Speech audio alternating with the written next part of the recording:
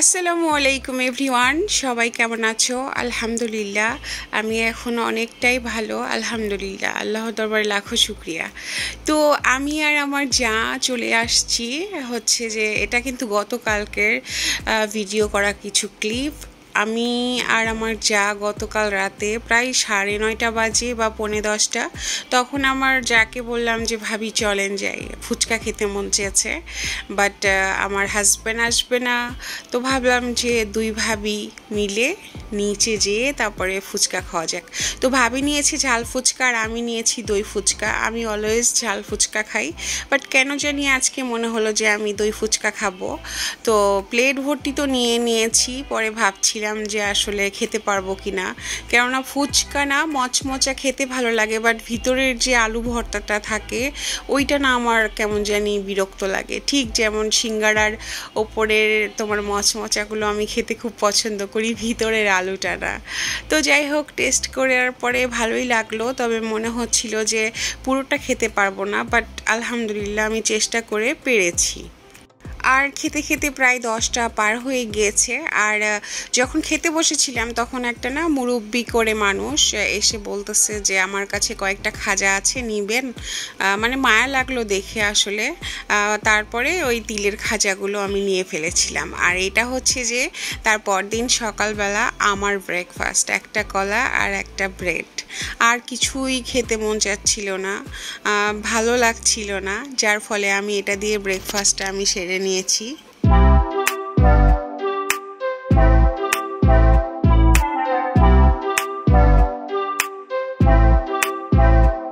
আজকের ব্লগটা কিন্তু একেবারে ছোট আকারে।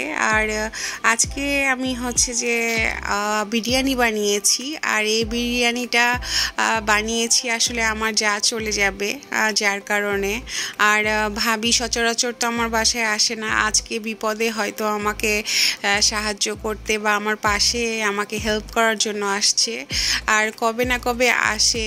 আর ভাবছিলাম যে কোরবানির গরুর মাংস এটা, তো ভাবিকে মাংসটাই দিয়ে দিতাম, কিন্তু ভাবির কথা যে না, মাংস নিব না, আপনার হাতের বিরিয়ানি খাবো, আপনার হাতের বিরিয়ানির এত প্রশংসা শুনি আপনার দেবরের কাছ থেকে। তো বলল যে ভাবি দেখেন আমি সব কিছু করে দিব, আপনি জাস্ট রান্না করেন। কেননা আসলে ভাবি সবসময় রান্না করছে, আমি অসুস্থ হওয়ার পরে রান্নাঘরে যাই নাই, কোনো রান্নাও করি নাই। আর ভাবি বলল যে যেহেতু আজকে বিরিয়ানি রান্না হবে, ভাবি সব কিছু করে দিবে, আমি জাস্ট আমার রেসিপি মতো সব কিছু দিব বা একটু দাঁড়িয়ে থাকবো, এতটুকুই। কোরবানির মাংস দিয়ে বিরিয়ানি রান্না করলে না কেন জানি ওই বিরিয়ানির অনেক বেশি স্বাদ পাওয়া যায়, এটা আসলে আমার ধারণা। কেননা কিছুদিন আগে আমার ননদ আসার জন্য আমি বিরিয়ানি রান্না করেছিলাম, সেই বিরিয়ানির স্বাদটাও কিন্তু অমায়িক ছিল। আর প্রতিবার কোরবানির মাংস দিয়ে একবার না একবার তো বিরিয়ানি রান্না করবই করব। আর এখন যেহেতু ভাবি চেয়েছে খেতে, আর এর জন্য আসলে রান্না করতেই হচ্ছে। আর আমি আজকে বলেছি ভাবিকে যে মাংস স্লাইসগুলো একটু ছোট ছোট করে নেন। সচরাচর আমি ছোট রাখি না, বাট ওই যে কালকেও গরুর মাংস খাওয়া হয়েছে, আজকেও আবার সেই বিরিয়ানি মানে রিচ ফুড খেতে মন চাচ্ছিল না। আর এদিকে ভাবি হচ্ছে মাংসগুলো সুন্দর করে পরিষ্কার করে দিচ্ছিল, আর আমি চা খাচ্ছিলাম।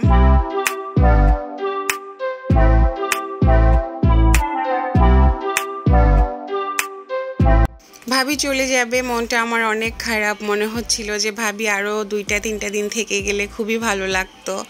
আসলে আমরা যাইরা না ইদানিং কেন জানি মানে আছে না যে ব্যস্ততার জন্য এক জায়গায় হতে পারি না, খুবই কম হতে পারি। সবাই সবার জায়গা থেকে খুবই ব্যস্ত। প্লাস তোমার হচ্ছে যে মনে করো গ্রামে গেলে অনেক সময় দেখা হয় না, মানে আসলে এটার নামই হয়তো বা জীবন, ভালো লাগে না। আর আমার সব সময় মনে হয় সবাই একসঙ্গে থাকবো, একসঙ্গে আড্ডা দিব, একসঙ্গে গল্প করব। আগে যেমনটা হতো, গ্রামে গেলে আমরা 3 জা 4 জা মিলে তোমার একসঙ্গে থাকা খাওয়া আনন্দ, অন্যরকম একটা দিন ছিল, খুবই ভালো লাগতো। তো মাংসগুলো তোমার হচ্ছে যে সুন্দরভাবে অলরেডি কষানো হয়ে গিয়েছে, আরও সুন্দরভাবে কষানোর জন্য দিয়ে চলে আসছি যাতে নরম হয়। আর এদিকে ভাবি বলতেছে তাহলে আমি বসে না থেকে শসা আর হচ্ছে যে লেবু কেটে নেই।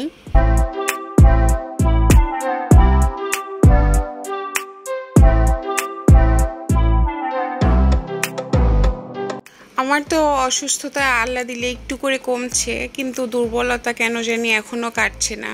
মানে সামান্য কিছু করলে না অস্থির হয়ে যাচ্ছি এই রকম, বা মানে টেনশন হচ্ছে বা ভয় হচ্ছে যে ভাবি চলে যাওয়ার পরে আবারও কি আমি পারবো সব কিছু, বা রাব্বুল আলামিন যেন আমাকে আর মানে এই রকম অসুস্থতা না দেয়। আসলে দেখো, অসুস্থতা এক জিনিস আর সেন্সলেস হয়ে যাওয়া আরেক জিনিস, বা তুমি কোনো কিছু করার আগ্রহ হারিয়ে ফেলাটা হচ্ছে আরেকটা জিনিস। তো যাই হোক, ইনশাআল্লাহ আল্লাহ যা কিছু করবেন ভালোর জন্যই করবেন। তো এই তো আমার বিরিয়ানি রান্না করা কমপ্লিট, মানে যেমন তেমন করে রান্না করেছি, তারপরও আলহামদুলিল্লাহ পরিবারের সবার কাছে কিন্তু বিরিয়ানিটা অনেক মজা লেগেছে। আর স্বাদটা অবশ্যই ভালো ছিল, স্বাদের ক্ষেত্রে না নো কম্প্রোমাইজ। সবসময় আমার বিরিয়ানির স্বাদটা যেমন হয় এবারও হয়েছে তাই। তো আমি আজানকে খাওয়াবো, যার জন্য তোমার প্লেটে নিয়ে নিচ্ছিলাম।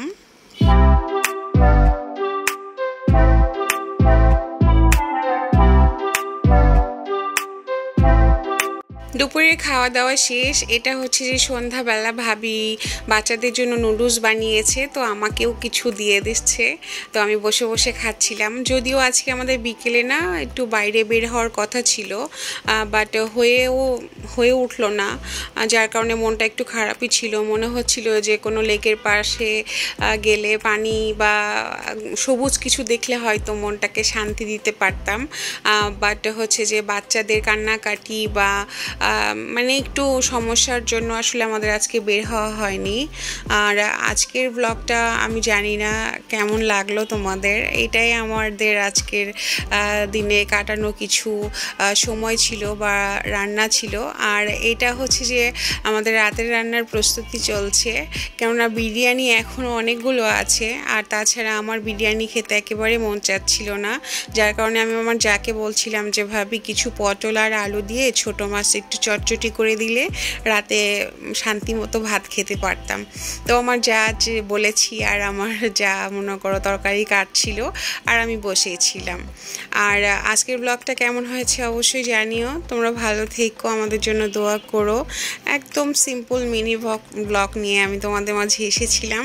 ইনশাল্লাহ আমি প্রপার ব্লগ নিয়ে দেওয়ার চেষ্টা করব। আসলে একটু অসুস্থতার কারণে প্রপারভাবে কোনো কিছুই আমি সাজিয়ে নিতে পারছি না, গুছিয়ে নিতে পারছি না। যাই হোক, সো আমার ভাবি রান্না করবে। আমার জায়ের জন্য অনেক ভালোবাসা, অনেক অনেক ভালোবাসা। ভাবি এই মুহূর্তে আমাকে যদি সাপোর্ট আর ভালোবাসা না দিত, তাহলে হয়তো বা আমার পরিণতি আর একটু খারাপ হইতো। তবে ভাবি চলে যাচ্ছে, মনটা ভীষণ খারাপ। নেক্সট ব্লগে অবশ্যই তোমাদের সঙ্গে শেয়ার করব কি করি না করি। তোমরা ভালো থেকো, আমাদের জন্য দোয়া করো। যারা আমাকে অলওয়েজ সাপোর্ট করছো তাদেরকে অসংখ্য ধন্যবাদ। তোমাদের একজনের ভালোবাসাও না সত্যি আমার কাছে অনেক মূল্যবান, কেননা তোমরা তো আর আমার রক্তের কেউ না। তারপরও ভালোবাসা, খোঁজখবর, এক একটা কমেন্ট, সেটা আমার কাছে সত্যিই অনেক ইম্পর্ট্যান্ট। সো তোমরা ভালো থেকো। আজকের জন্য আল্লাহ হাফেজ।